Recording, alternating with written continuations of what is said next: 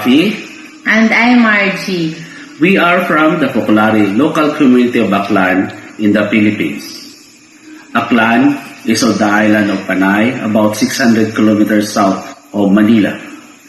We consider ourselves blessed by God with our beaches, culture, and faith.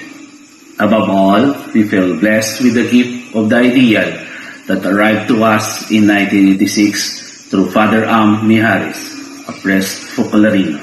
We continue to grow as a community, or better as a family, ready to care for one another and for those around us. We want to share at least a taste of our lives now through the voices of some of our community. Father has nurtured us with his love, patience, and perseverance, allowing us to grow in the ideal, so much so that despite being far from the Focolare in Cebu, vocations have flourished in these years.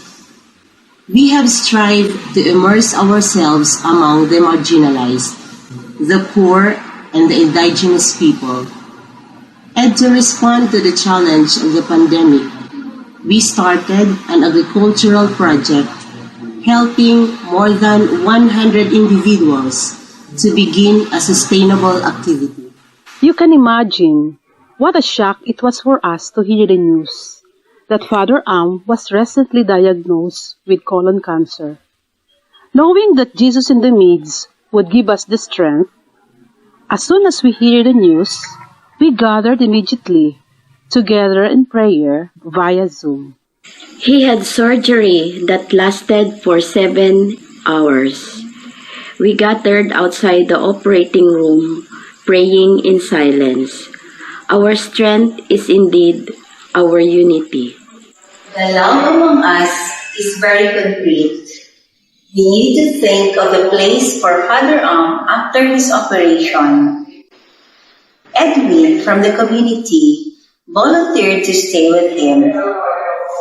We also took care of his hospital bills, and we would like to thank many people for the communion goods that help us with this. My name is Kirella, and I am a doctor. One evening, we decided to bring Father back to the hospital because he was very weak and short of breath.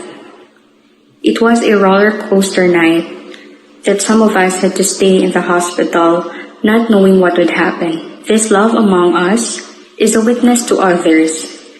In the ICU, while I was giving a sponge bath to Father to help reduce his high fever, a nurse asked how I was related to the patient, and I answered, we belong to the same family. Being alone in the ICU was not easy for Father We thank everyone who sent their messages expressing their prayers, unity, and affection to him. The video call with Don Antonio Bachelar was truly a solemn moment to him. He seemed renewed after that call. And finally, Father discharged from the hospital. Upon arrival at the Domus, the community already was there. They prepared food, songs, balloons. Father was joining the community singing. At a certain point, he said, Jesus in the midst is beautiful. Jesus in the midst is our life. Jesus in the midst is our strength. Let's keep him always.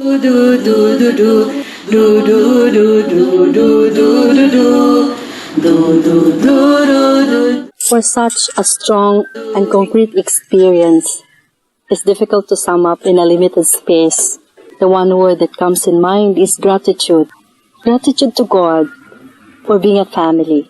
We would like to ask you to join us in prayer for Father Am's complete healing, and if God's willing, through the intercession of Father Tony Weller, who was a true brother for Father Am.